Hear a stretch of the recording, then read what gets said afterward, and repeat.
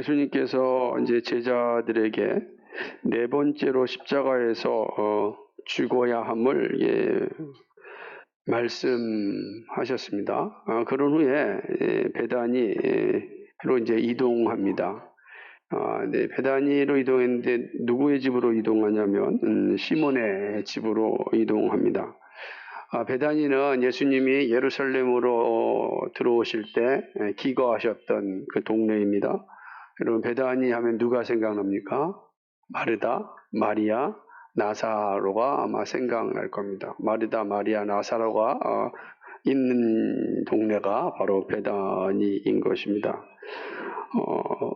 마태복음에는 3남매 이름이 기록되어 있지 않지만, 그러나 요한복음, 같은 본문을 기록한 요한복음을 보게 되면 나사로도 또 마리아도 마르다도 함께 있는 것을 보게 되는 것입니다. 그런데 예수님이 지금 기거하고 있는 집이 어디냐면 나병 환자인 시몬의 집입니다. 오늘 본문의 말씀도 그렇게 되지 않습니까? 베다니 나병 시몬의 집에 이렇게 계실 때라고 하는 것이죠. 사실 이 자체로만 봐도 엄청 파격적인 행보 아니겠습니까? 나병이라고 하는 것은 하나님의 징계이고 부종한 병이라 생각돼서 격리되어 있었습니다. 근데 지금 예수님께서 이 나병 환자인 시몬의 집에서 식사를 합니다. 우리가 이 장면만 보면은 이해하기 어려운 모습입니다. 율법적으로는 불가능한 일이죠. 근데 율법적으로 불가능한 일을 예수님께서 하시겠습니까?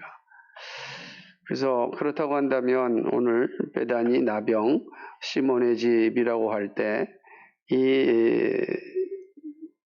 다시 말한다면은 이 시몬은 어떤 상태에 있는가 우리가 좀 생각해 보아야 합니다. 그래서 예수님께서 율법을 어기시면서까지 이 시몬의 집에 가 식사를 하였을까? 이거는 이해할 수 없는 장면이죠. 그렇다면은 그렇지 않다고 한다면 이 말의 의미는 무엇일까? 일반적으로 이거는 아마 이 시몬의 별명이 아닐까? 그러니까 시몬을 향한 별명. 그럼 왜 시몬을 향해서 이렇게 별명을 지었을까? 시몬이 이전엔 나병을 앓았다가 이제 치유함을 받은 상태입니다. 그러니까 한번 나병을 이렇게 앓았기 때문에 사람들은 그를 부를 때 나병 시몬 이렇게 이제 별명을 불렀던 것입니다. 그러니까 이 별명을 가지고 이 나병에서 치유함을 받았다 할지라도 이 별명을 가지고 산다는 것 자체가 얼마나 힘들고 어렵겠어요. 그래서 우리가 그 별명 부를 때마다 그런 사람과 함께 교제할 때 무슨 이득이 있겠습니까? 별로 이득이 없는 겁니다. 그죠? 이득이 이왕이면은 좋은 사람과 교제하고 싶은 게 사람들의 보편적인 생각일 텐데, 예수님께서는 나병 환자였던 이 시몬의 집에 가서 밥을 먹습니다. 엄청난 거죠. 그러니까 예수님이 이 식사를 하고 있던 이 상태는 이제 시몬은 나병 환자가 아니었다라고 하는 것입니다. 예수님께서 이제 시몬의 집에서 식사를 하고자 할 때 한 여자가 귀한 향유 한 옥합을 가지고 와서 식사하는 예수님의 머리에 붓습니다. 우리가 먹는 식사로 생각하면 이해가 안 됩니다. 그냥 우리가 지금 이 밥을 먹고 있는데 여기서 부어버리면 난리 나잖아요. 그런 게 아니고 이제 이럴 때는 우리 잘 알고 있듯이 이스라엘의 식사 방법을 생각하면 됩니다. 이스라엘의 식사 방법 비스듬히 누워서 이렇게 식사를 합니다. 그러니까 먹는 것과 머리가 다르죠. 머리가 여기 있다면 이렇게 비스듬히 누웠으니까 그러니까 얼마든지 이제 머리에 이 향유를 붓고 머리를 이제 씻어줄 수 있는 것입니다. 이 여인의 이 기록, 그러니까 이 향유 옥합의 이 여인의 기록은 사실은 누가복음을 제외한 마가복음과 그리고 요한복음에 잘 기록되어 있습니다. 마가복음에는 14장 3절로 9절, 요한복음에 12장 1절, 7절에 잘 나옵니다. 그래서 같은 내용을 다루고 있는 본문을 좀 보면 이 향유 옥합을 가져온 여인이 누군지 알게 됩니다. 요한복음 12장 3절을 보게 되면 이 여인은 그 유명한 마리아였음을 이제 알게 되는 것이죠. 한번 요한복음 12장 3절을 이제 보게 됩니다.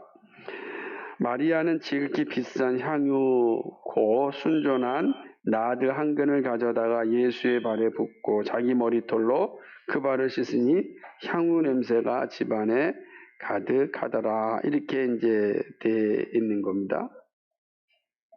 그죠? 그리고 그 위에 보게 되면 2절을 보게 되면은 마르다는 이를 보고 나사로는 예수와 함께 앉은 자 중에 있더라. 이렇게 기록된 걸 보니까 지금 시몬의 집에는 누가 다 있는 거예요? 나사로도 있고 또 마리아도 있죠. 그죠? 장면이 보여주고 있습니다. 그러니까 이 마리아가 이제 예수님의 이제 그 머리에다가 이 향유를 이렇게 붓습니다. 근데 향유를 가져온 게 그냥 가져온 게 아니고 옥합에다가 가져왔습니다. 이 옥합은 되게 이제 좋은 그릇이에요. 그러니까 우리 사기 그릇이죠. 도자기 같은 건데 보통 이게 이스라엘 자체에서 나는 것이 아니라 터키나 이집트에서 이제 수입해 온 겁니다. 그러니까 되게 중요해요. 특별히 터키의 갑바도기아에서는 이것이 나오는 아주 유명한 산지인 것입니다. 이게 알라바스트로라고 하는 건데요. 되게 중요한 아주 좋은 그릇인 겁니다. 그러니까 이것만 해도 비싼 거예요. 근데 이 마리아가 거기에 가져온 또 향유를 예수님께 붓습니다. 근데 이 향유가 어떤 거냐면은 향기로운 기름이란 뜻이잖아요. 향기로운 기름은 어떤 거냐면 나드라. 우리가 요한복음 12장 3절에 보니까 나드다 이렇게 나와 있어요. 이 나드도 이스라엘에서 나는 것이 아니고 이게 인도에서 수입한 향료입니다. 원래 인도가 향료로서 유명하기 때문에 인도산이에요. 지금 예수님의 머리와 지금 발에 부은 건 다 수입산이죠. 수입산 비싼 거라는 거죠. 그래서 이제 다 부어서 예수님을 존경하는 표시를 이야기하는 겁니다. 얼마나 비쌌냐라고 하냐면 이 마가복음 14장 5절에 보게 되면은 오늘 본문에 이제 비싸다만 돼 있잖아요. 9절에 보니까 이것을 많은 값에 팔아 이렇게 돼 있잖아요. 많은 값, 도대체 많은 값이 어떤 걸까? 마가복음 14장 9절을 보게 되면 300데나리온입니다. 300데나리온. 300데나리온은 어느 정도냐? 300명의 하루 품삯이 되는 겁니다. 300명의 일꾼이 하루 품삯이 300데나리온이에요. 그러니까 한 사람이 거의 1년치 월급에 해당되는 거죠. 그러니까 1년치 월급에 해당되는 거 300명의 하루 품삯에 해당되는 거를 지금 예수님 머리에 발에 나에게 부었으니 이거 좀 엄청난 일이 일어난 겁니다. 이 귀하고 비싼 거를 마리아는 기꺼이 예수님께 바쳤습니다. 당시의 문화를 생각해야 되는데 당시의 문화를 본다면 아주 존귀한 사람들, 귀한 사람들의 머리에 향유를 붓습니다. 그리고 여러분 잘 알고 있다시피 이스라엘 자체는 또 이게 광야 문화, 사막 문화 아닙니까? 그러니까 샌들을 신고 다니기 때문에 발 자체에 다 먼지가 많이 묻거든요. 그래서 항상 발을 씻는데 그 발을 뭘로 씻습니까 지금? 향유, 그 비싼 향유 기름으로 씻었다라는 건 보통 존경하는 마음이 없으면 안 되는 거예요. 그죠? 이 웬만한 성경 갖고는 안 되는 모습을 이제 보여주는 것입니다. 마리아의 이 모습은 정말 예수님을 향한 그의 마음이 어떠한지를 아주 실체적으로 보여주는 장면이라고 할 수가 있는 것입니다. 근데 문제는 제자들입니다. 제자들은 이해할 수가 없는 겁니다. 아니 이 비싼 거를 갖다가 보냐. 지금 물도 많이 있으니까 물로 씻겨준다고 해서 문제가 되는 게 아니잖아요.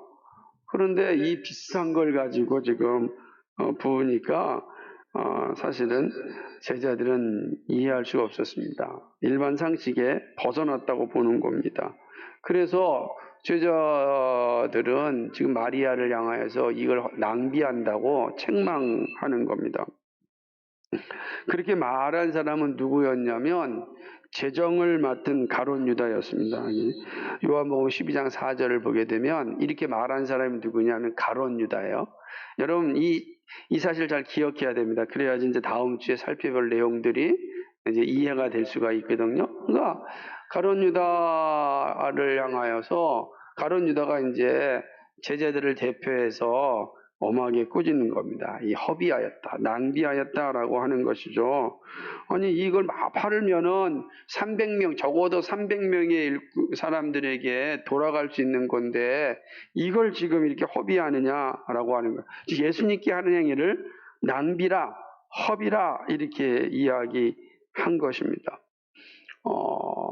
제자들이 이렇게 말했던 것은 갑자기 툭 튀어난 공명심이 아니었습니다.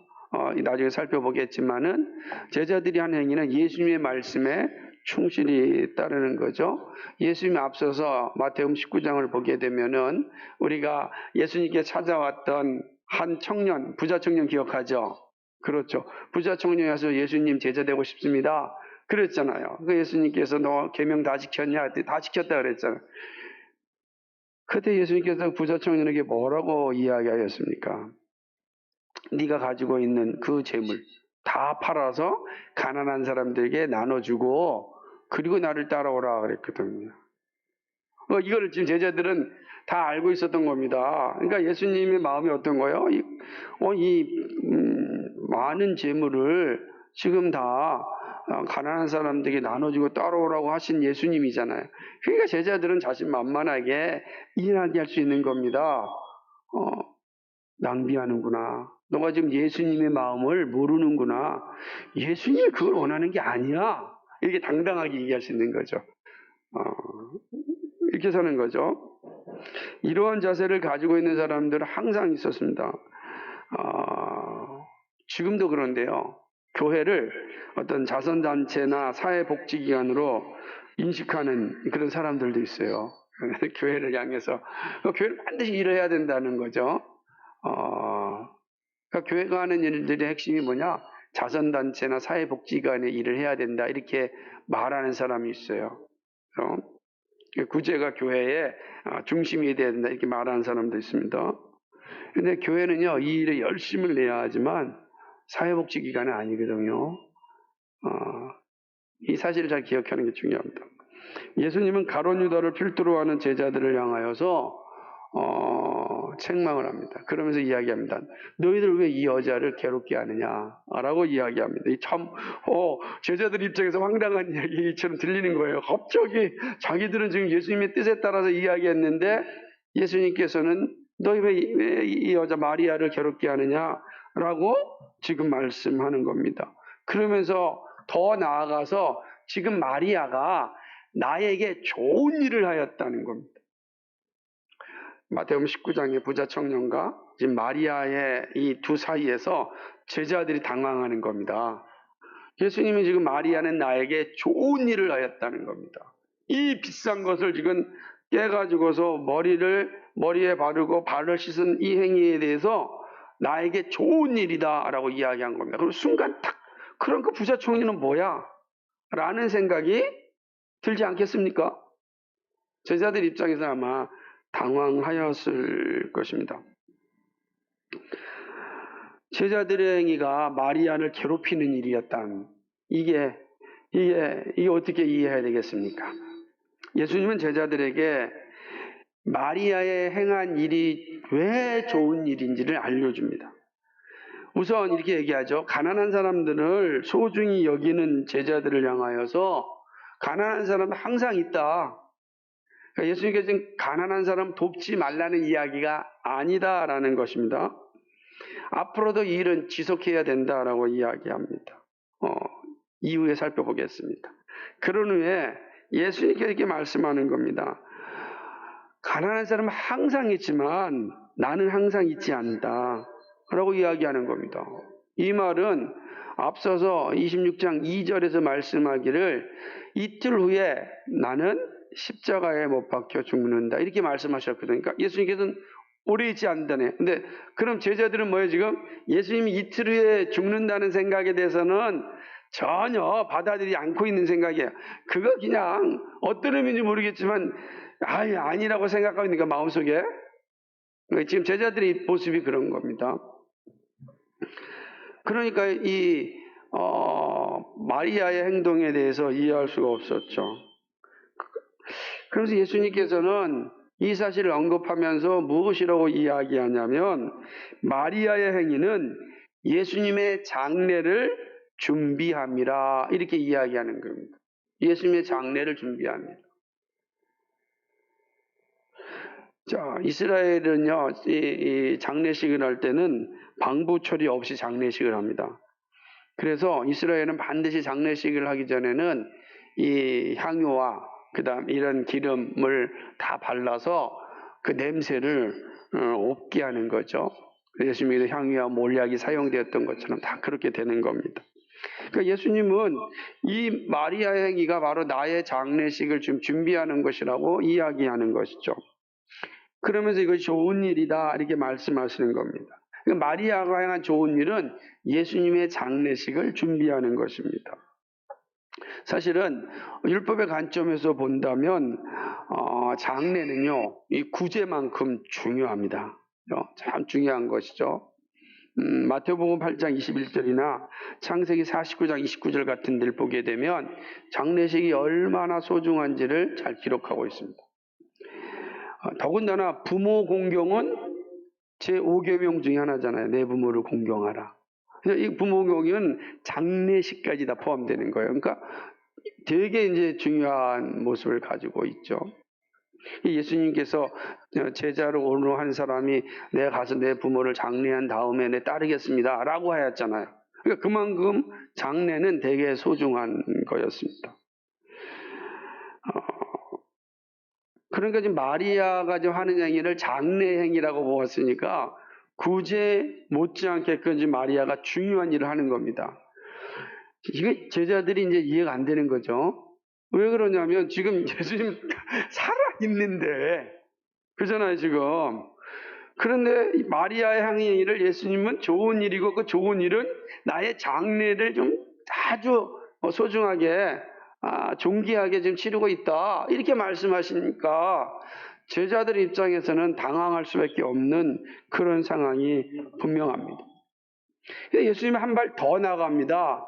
그러면서 오늘 13절의 말씀에 뭐라고 이야기하냐면 온 천하에 어디서든지 복음이 전파되는 곳에는 이 여자의 행한 일도 말하여질 것이고 그리고 이 여자가 기념될 것이다.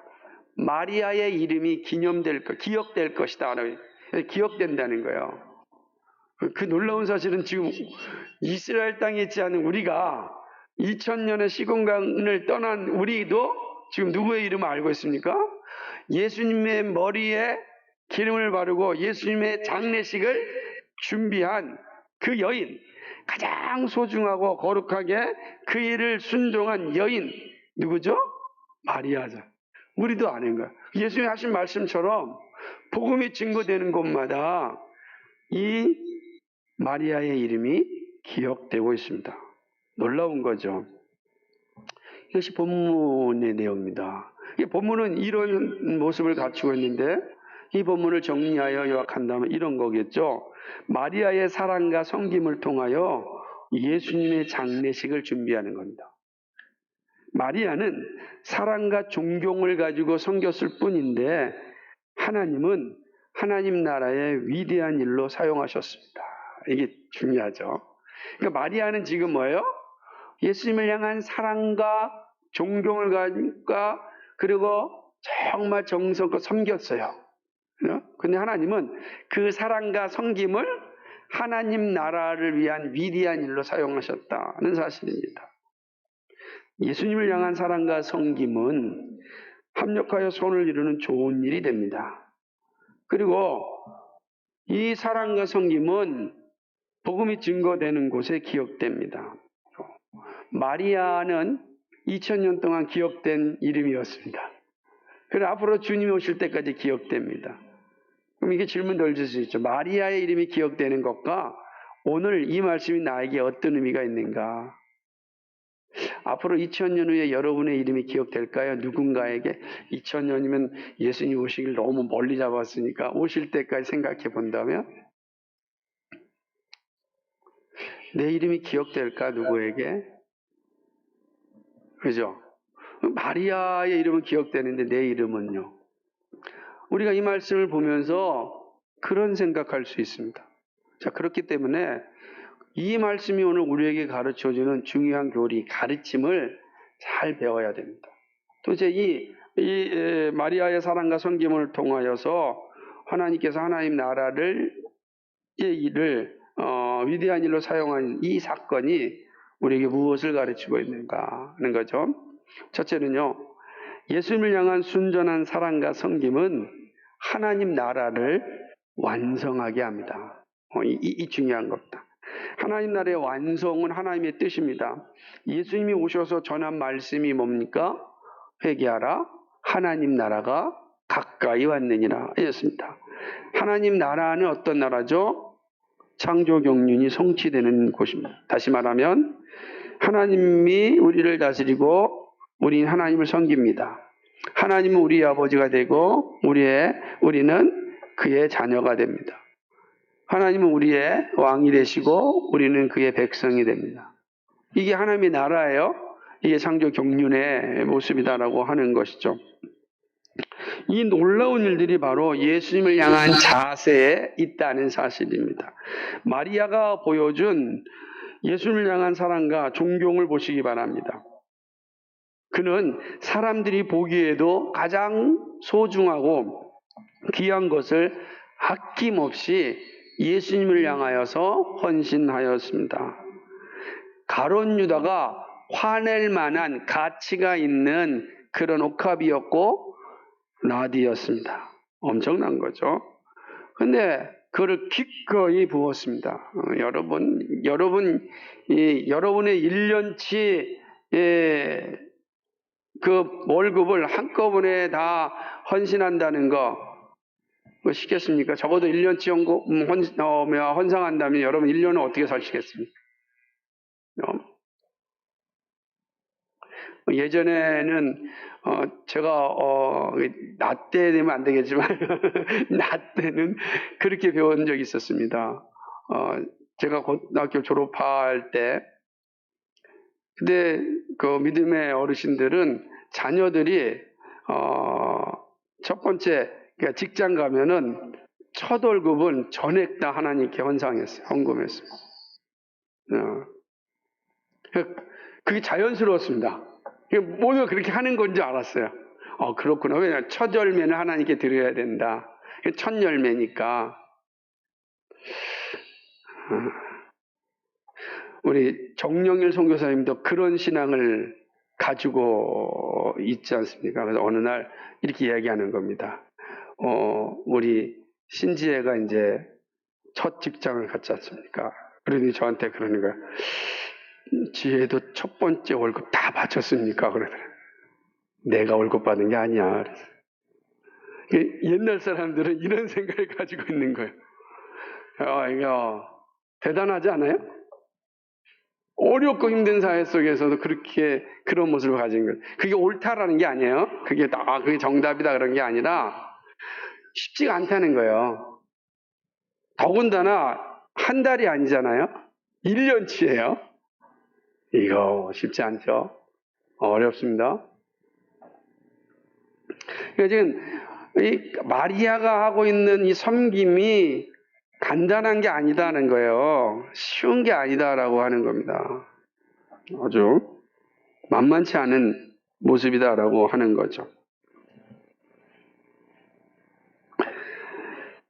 가룟 유다가 충분히 화낼 만하지 않습니까? 사람들은 이 마리아를 향하여서 낭비했다고 욕했습니다. 그런데 예수님은 좋은 일이라고 칭찬하였습니다. 여기서 이제 성경을 잘못 오해하며 그러니까 그렇게 내는 게 좋은 거구나 이렇게 생각하면 안 되는 겁니다. 그렇게 말하고자 하는 게 아니에요. 지금 이 말씀은 우리가 언뜻 이해가 되지 않을 수 있습니다. 그러나 여러분 차분히 생각해 보시기 바랍니다. 왜 이것이 좋은 일일까요? 왜 이것이 좋은 일일까요? 예수님은 지금 비싼 향유가 중요한 것이 아닙니다.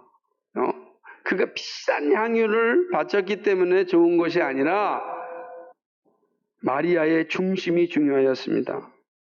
사람들은 외형을 보고 비판하였지만 예수님은 그의 중심을 아셨기에 좋은 일이라고 칭찬하셨습니다. 그의 중심입니다. 마리아의 중심이 어디에 있는가? 마리아의 중심은 철저하게 예수님께 향하여 있고 그의 말씀에 집중되어 있었습니다. 중요한 겁니다. 예수님은 이틀 후에 나는 십자가에 죽는다 그랬습니다. 더 이상 볼 수 없습니다. 예수님은 누굽니까? 자기의 오라버니인 나사로를 살려주신 분입니다. 마르다와 마리아를 존중히 여겨준 사람입니다. 여러분, 왜 마가복음과 이 요한복음에는 이 향유옥합을 부은 사람이 마리아라고 기록되어 있는데 본문에는 그렇게 기록되어 있지 않을까요? 생각하면서 말씀을 들으셔야 됩니다. 마태복음은 유대인들을 향하여 쓴 그 서신이란 말이에요. 복음서입니다. 의도적이죠.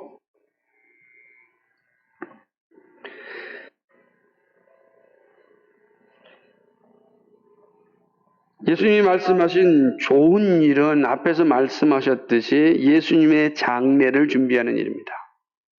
예수님의 장례를 준비한다는 것은 마리아가 예수님의 말씀을 믿음으로 받고 기억하고 있었다는 겁니다. 예수님이 하신 말씀을 의심하지 않고 그 말씀을 받고 준비하였습니다. 예수님의 장례식이 다가올 것을. 제자들은 아무 관심이 없어요. 지금 예루살렘에 올라가서 나는 오른쪽에 나는 왼쪽에 앉은 것만 기대하고 있었던 겁니다. 그죠? 승리의 나팔만 생각하고 있었습니다. 예수님이 4번씩이나 얘기했다. 4번씩. 내가 죽는다니까. 그 제자들은 안 들어요.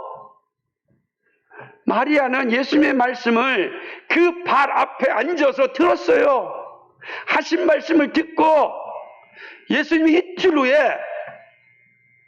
십자가에 죽으셔야 한다는 그 사실을 가슴속에 가지고 있고 그 말씀에 순종하여 예수님의 장례식을 준비하는 겁니다.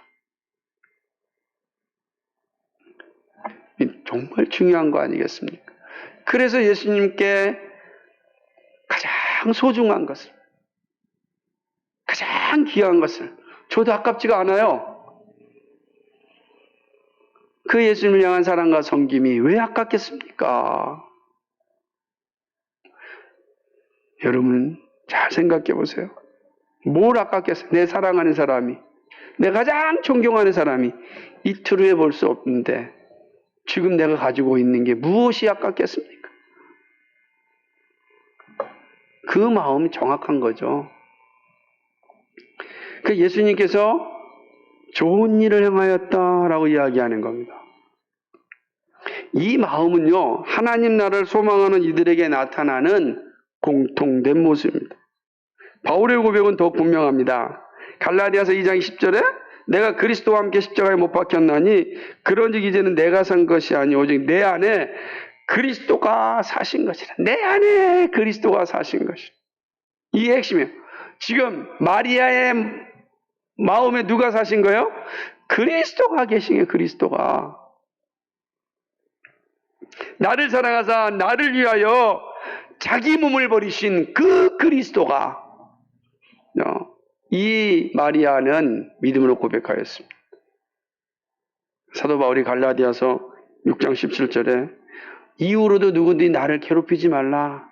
내 몸에 뭐라 그랬습니까? 예수의 흔적을 가졌노라 그랬어요. 예수의 흔적을 가진 사람이 어떻게 살겠습니까? 몸과 마음에 예수님을 향한 사랑과 헌신과 섬김이 가득할 때 하나님 나라는 확장되고 완성되는 것입니다. 단지 귀한 것이 중요하지 않습니다. 귀한 것이란 상대적이기 때문입니다. 핵심은 그 마음이죠.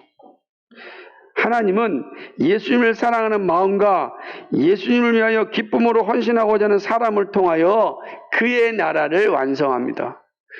하나님의 나라는 저절로 되는 것이 아니고 정말 예수님을 향한 그 온전한 사랑과 온전한 섬김, 그것을 통하여서 하나님 나라가 세워지는 겁니다. 그리스도, 살아계신 그리스도를 마음에 품고 있는 자, 예수의 흔적을 가진 자, 그런 자들을 통하여서 하나님 나라가 완성되는 겁니다. 내 몸에 무슨 흔적이 있느냐? 여러분 무슨 흔적이 있으십니까? 예수의 흔적이 있습니까? 아니면 이 세상의 욕망이 여러분의 흔적입니까? 예수의 흔적이 있으니 향유옥합이 중요한 게 아닙니다.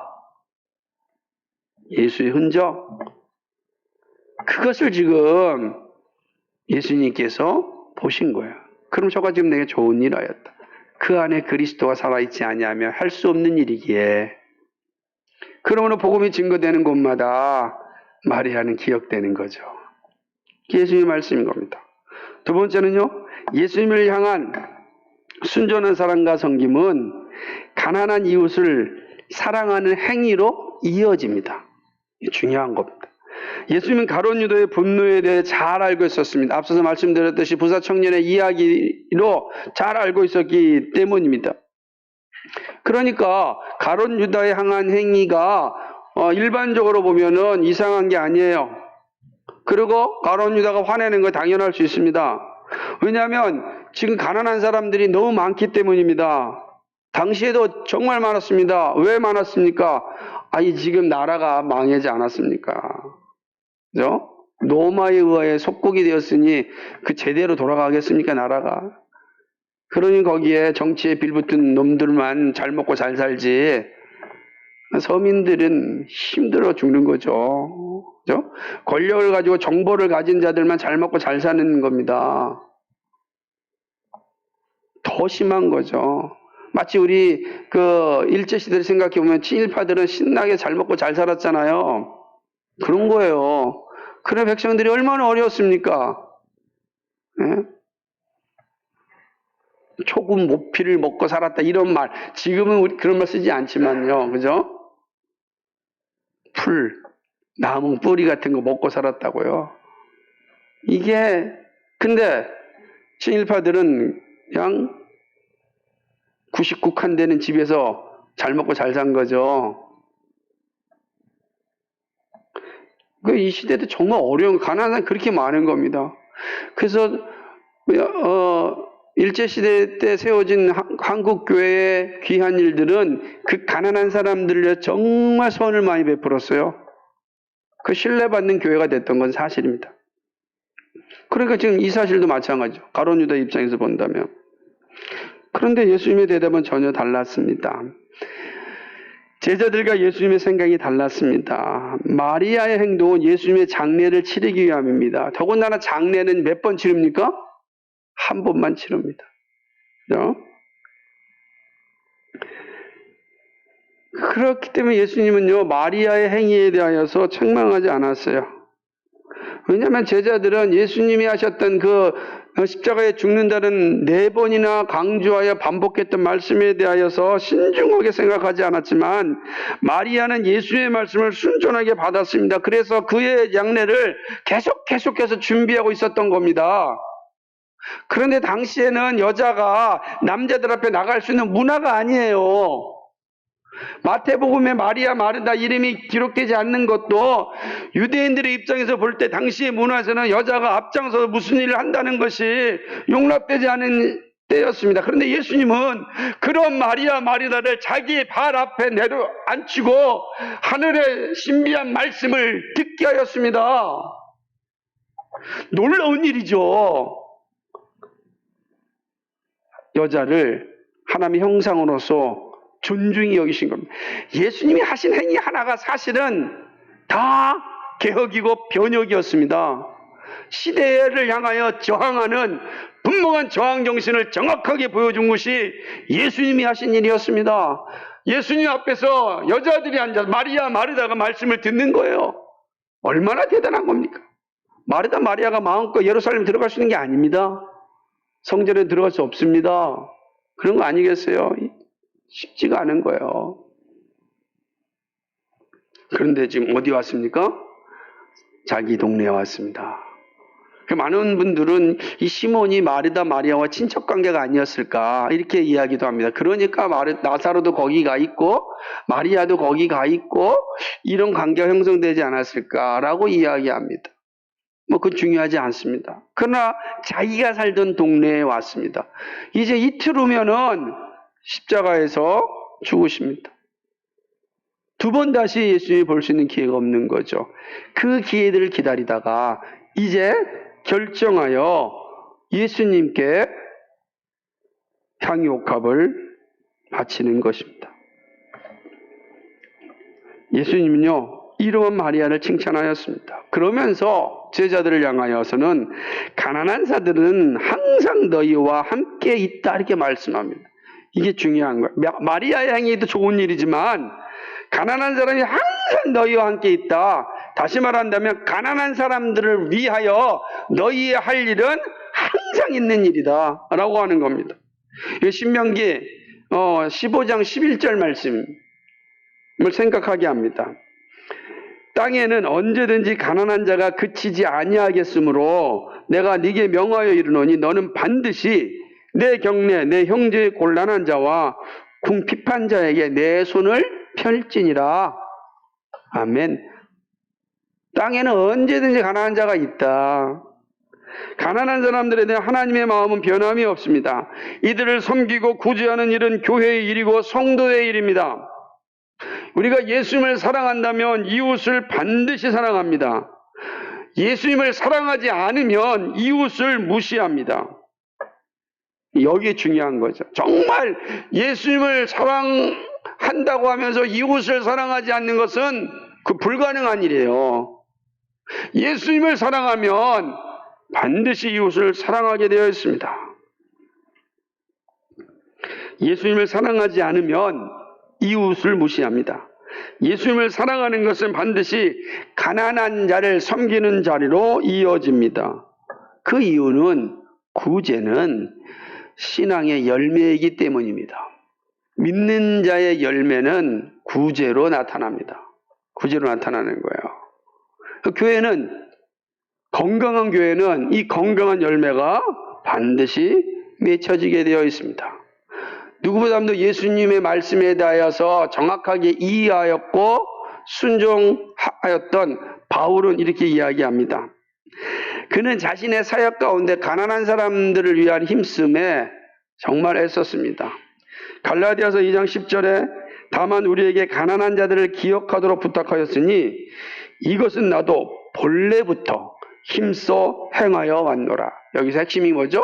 본래부터. 한 번도 그걸 잊어버린 적이 없는 거예요. 왜 그렇습니까? 그게 그리스도의 복음이기 때문에. 그리스도의 복음인 겁니다. 가난한 사람을 섬기는 일은 본래부터 힘써 행하였다고 강조합니다. 보이는 형제를 사랑하지 않으면서 보이지 않는 하나님을 사랑하는 것을 믿을 수 있겠냐고 성경은 말합니다. 예수님은 작은 하나에게 행한 것이 나에게 행한 것이라고 말씀하셨습니다.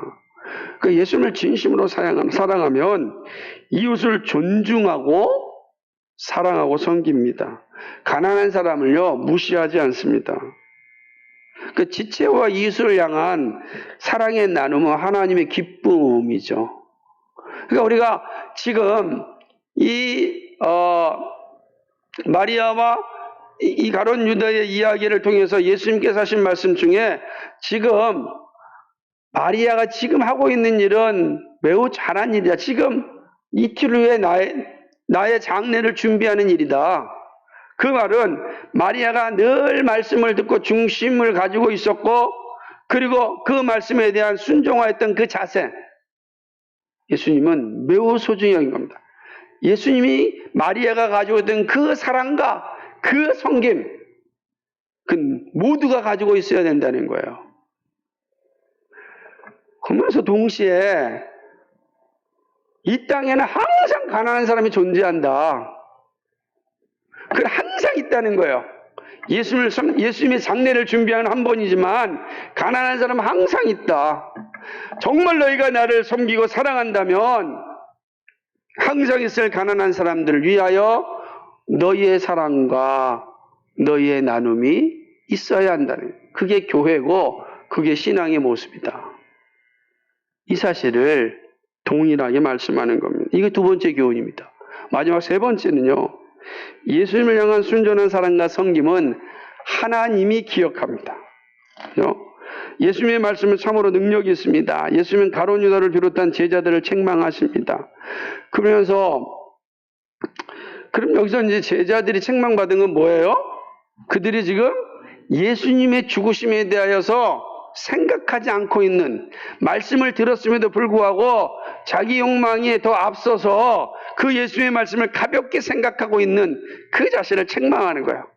반면에 이 마리아는 그 말씀에 충실하여서 그 말씀을 기억하고 말씀에 순종하고자 했던 그 사실을 예수님께서 칭찬하시는 겁니다.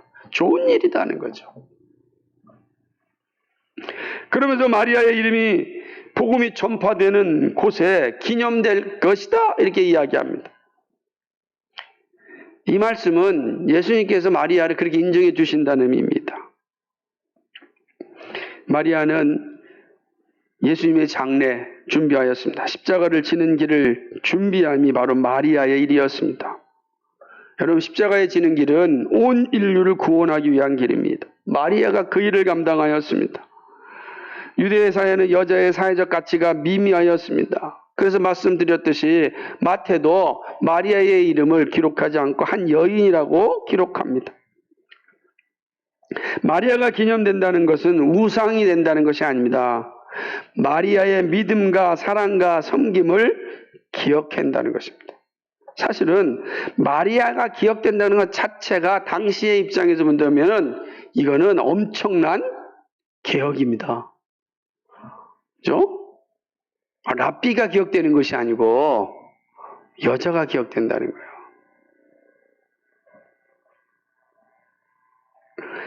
이 말은 유대 사회가 정말로 잘못된 사회로 바뀌어 있음을 보여주는 거예요. 원래 주었던 성경의 아름다운 가치가 타락함으로 말미암아서 벌어진 일들이 이 여자에 대한 잘못된 인식이죠. 이 유대 사회에 이렇게 썩어 있었던 거죠. 예수님께서는 다시금 창조의 원리를 회복시켜 주신 거예요. 놀라운 거 아니겠습니까? 예수님의 이 말씀은 사람이 기억하지 못해도 예수님은 기억하신다는 의미를 가지고 있습니다. 예수님이 마리아를 기억합니다. 이처럼 복된 일이 어디 있습니까? 마리아의 사랑과 섬김을 예수님께서 정확하게 기억하십니다.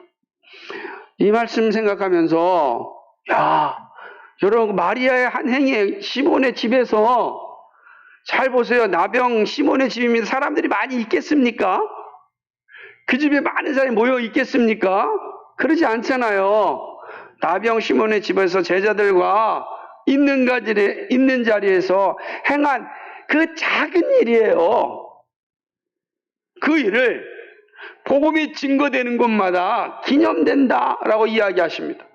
뭘 말해주고자 하는 것입니까? 우리가 행하는 작은 섬김, 진실된 마음을 가지고 말씀에 입각하여 온전한 믿음으로 예수님을 향한 사랑과 섬김을 가지고 있다면 그 일이 어떤 일이든 간에 예수님이 기억하신다는 겁니다. 우리를 기억하신다고요. 이게 은혜인 것입니다. 예수님은 우리의 머리털까지 세신 분입니다. 과부의 두 렙돈을 하시는 분입니다. 거지 나사로의 탄원을 하시는 분입니다. 예수님을 향한 진실된 사랑과 섬김을 가진 자는 하나님이 기억하시고 그를 높이십니다. 이것을 누구보다도 잘 알았고 확신하였던 사도 바울은 믿음의 동역자들을 향하여 생명책에 기록됨을 기뻐하라고 말씀합니다. 근데요, 잘 보세요. 바울의 마음이 예수님과 동일한 걸 이 말씀에서 볼 수 있어요.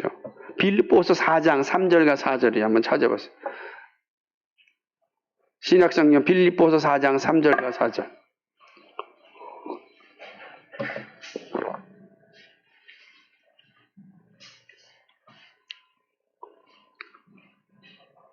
가시겠습니다. 시작. 또 참으로 나의 멍에를 같이 한 자 네게 구하노니 복음에 나와 함께 있었던 저 부녀들을 돕고 또한 글레멘드와 그 외에 나의 동역자들을 도우라. 그 이름들이 생명책에 있느니라. 주 안에서 항상 기뻐하라. 대가 나시 말하노니 기뻐하라. 아멘. 복음에 나와 함께 있었던 저 부녀들을 돕고 참요. 그 이름들이 생명책에 있느니라. 주님을 사랑하고 믿음으로 섬긴 이들, 사람들이 여자라고 천시할 수 있고 사람들이 가난하다고 천시할 수 있고 그럴 수 있어요. 이 악한 세상 가운데 그렇게 생각하는 이들이 많았으니까. 근데 우리 예수님도 그리고 바울도 이야기합니다. 저들의 이름이 생명책에 있느니라. 저희들의 일이 생명책에 있느니라. 주님을 사랑하고 믿음으로 섬긴 이들의 이름이 하늘의 생명책에 기록됩니다. 주님께서 다 기억하신다는 말씀입니다. 여러분 새하늘과 새 땅은 어떤 곳인지 아십니까? 하나님의 어린 양의 생명책에 기록된 자들이 모여있는 곳이 새하늘과 새 땅이에요. 요한계시록 21장 27절 말씀 아닙니까? 마리아의 사랑과 섬김을 기억하시는 주님은 모든 세대의 믿음으로 살면서 사랑과 섬김을 베풀었던 이들 모델인 거예요. 그리고 우리가 예수님을 정말 사랑하고 바르게 섬기면 우리의 이름이 하늘의 별처럼 지워지지 않도록 예수님이 기억하신다는 사실입니다. 우리가 오른손이 하는 거 왼손이 모르게 할 때도 주님은 그 사랑과 섬김을 아십니다. 이 말 아무도 몰라준다 할지라도 누가 기억하신다고요? 예수님이 기억하신다는 거예요. 예수님이 기억하시고. 그래서 그 기억됨이 생명책에 박혀 있어서 결코 지워지지 않는 겁니다. 마리아의 이름이 기억될 때마다 하나님 나라에서 믿음으로 사랑과 섬김을 베푼 모든 성도의 이름도 기억됩니다. 마리아의 이름이 기억될 때마다 믿음으로 섬기며 사랑하였던 우리의 이름도 하나님 나라에서 기억되는 겁니다. 이 사실을 가르쳐주고 있는 거예요. 그러므로 이 땅에서 예수님을 사랑하고 섬기는 일에 열심을 내고 온 마음을 다해야 하는 겁니다. 그런 자를 통하여 하나님 기억하신다. 사시죠. 이것이 바로 세 번째 가르침입니다. 사랑하는 여러분, 마리아는 사랑과 존경을 가지고 섬겼는데 하나님 나라의 위대한 인물이 되었습니다. 그냥 진실되게 예수님을 향하여 사랑하고 섬겼을 뿐입니다. 베다니 한 촌에서 예수님을 사랑하고 섬겼을 뿐입니다. 그런데 하나님이 베다니 촌에서 행한 이 마리아의 일을 하나님 나라를 완성하는 일에, 하나님 나라의 위대한 일에 사용하십니다. 우리가 원당, 대한민국 원당이 경기도 고양시 원당이라는 작은 곳에서 예수를 향한 섬김과 사랑에 사람들 보기엔 아무 가치가 없고 잘 보이지 않는다 할지라도 하나님은 그 일을 통하여서 하나님 나라를 완성하고 하나님의 위대한 일을 하신다는 사실입니다. 우리가 하는 작은 일이 하나님이 기억하시고 행하시는 겁니다. 이 사실을 보여주는 겁니다. 모든 교회 역사 가운데 있었던 믿음의 선진들의 모습에서 이 사실을 볼 수 있습니다. 오늘도 교회를 세우는 일에 헌신하고 있는 여러분들의 모습에서도 볼 수 있습니다. 놀랍지 않습니까? 이게 하나님의 은혜의 사랑인 것입니다. 예수님을 향한 사랑과 존경은 반드시 거룩한 열매를 맺습니다. 하나님이 사용하시기 때문입니다. 여러분 모두가 하나님의 거룩한 쓰임에 사용되기를 간절히 소망합니다. 그러기 위하여 무엇보다도 우리 자신을 잘 살펴야 합니다. 마리아는 항상 하나님의 말씀에 귀를 기울이고 있었습니다. 그리고 예수님의 장례를 치르는 사람이 되었습니다. 여자의 이름이 온 세상에 알려지고 기념되고 있습니다. 지금 여성의 권위가 높아져서 이 말이 별로 그렇게 실감 있게 다가오지 않지만 정말로 위대한 일입니다. 정말로 위대한 일이죠.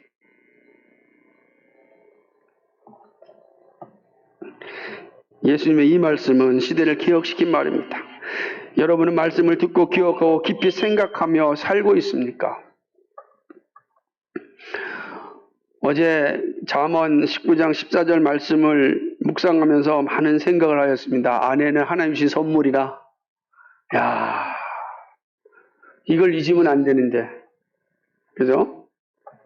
이걸 잊으면 안 되는데, 이걸 잊으니까 가정이 깨지고 나라가 깨지는구나 하는 생각이 들었습니다.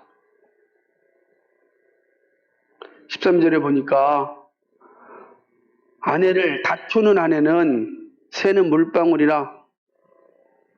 아내를 다투는 자로 만든 남편들이 얼마나 못됐는지 보여주는 말씀 아닙니까?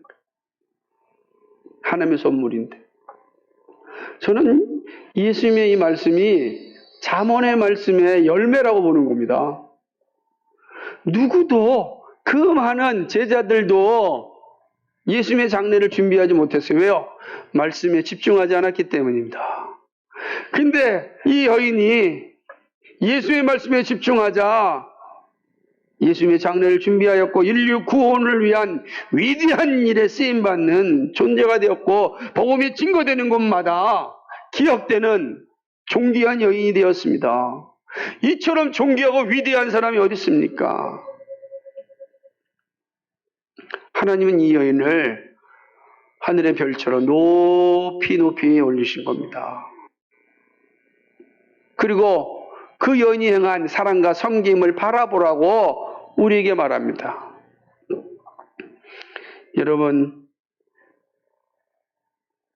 말씀 묵상은요, 위기의 순간에 믿음을 지키고 평안할 때 믿음의 순수성을 지키게 합니다. 이 기억하셔야 돼요. 위기 때는 그 말씀이 나를 지켜주고 평안할 때는 나의 순수성을 지켜줍니다. 그렇지 않으면 위기에 무너지고 평안할 때 오염됩니다. 삶이 좀 평안하고 잘 되면요, 거의 많은 사람들이 신앙이 오염돼서 마치 자기가 이룬 일인 것처럼 살아갑니다. 참으로 불쌍하고 애처롭기 짝이 없는 사람들이죠. 위기가 올 때 여지없이 무너지고 방황하고 원망하며 살아갑니다. 참으로 안타깝고 애처로운 사람들이죠. 말씀이 그를 지배하고 있지 않기 때문입니다. 말씀이 지배하면 이 위기 가운데, 이 평안 가운데 우리의 신앙을 지킬 수 있습니다. 예수님을 사랑하고 섬기고 있습니까? 예수님을 사랑하고 섬기는 것은 그의 몸된 교회를 사랑하고 섬김을 의미합니다. 교회는 교회의 머리는 그리스도입니다. 우리는 그 몸된 지체들입니다. 교회를 사랑하는 것은 머리 대신 예수님을 사랑하고 섬김을 의미합니다. 생명책에 기록된 믿음의 사람들이 이야기를 살펴보시기 바랍니다. 한결같이 교회를 사랑하였습니다.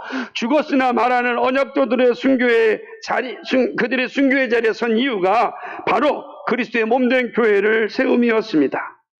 교회가 바로 세워질 때 이웃을 향한 사랑이 온전하게 나타납니다. 바른 교회가 세워지지 않았는데 바른 신앙으로 이웃을 섬기는 일은 불가능합니다. 성도 여러분, 예수님을 사랑하고 섬기는 일은 멀리 있는 것이 아닙니다. 늘 가까이에 있습니다. 사랑하면 섬깁니다. 사랑하면 사랑하는 자를 더 알고 싶고 사랑하는 이가 하는 좋은 일을 함께합니다. 예수님이 좋아하시는 일은 하나님을 사랑하고 교회를 세우고 가난한 사람을 돕는 일입니다. 자신의 것을 나눌 수 있는 믿음이 될 때 예수님을 사랑하는 것입니다. 생명책에 기록된 사람들의 한결같은 특징이 하나님을 사랑하였습니다. 교회를 세웠습니다. 가난한 사람을 존중히 여겼습니다. 이 열매가 우리에게 있기를 소망합니다. 여러분 모두 예수님이 인정하시는 좋은 일을 마음껏 감당할 수 있는 하늘의 별과 같은 존귀한 사람 되기를 주님의 이름으로 축복합니다. 거룩하시고 자비하신 아버지 하나님, 오늘도 우리에게 주신 말씀을 기억하며 묵상하며 고백합니다. 하나님, 정말 예수 그리스도를 온전히 사랑하고 섬기는 믿음 되게 하여 주옵소서. 하나님 앞에 쓰임받는 하나님의 도구가 되어서 하나님께 영광을 돌리게 하여 주옵소서. 하나님을 사랑하고 교회를 세우고 가난한 자를 돕는 일에 힘쓰는, 그리하여 주님께 잘했다 칭찬받는 하나님의 자녀들 되도록 인도하여 주옵소서. 감사합니다. 예수 그리스도의 받들어 기도하옵나이다. 아멘.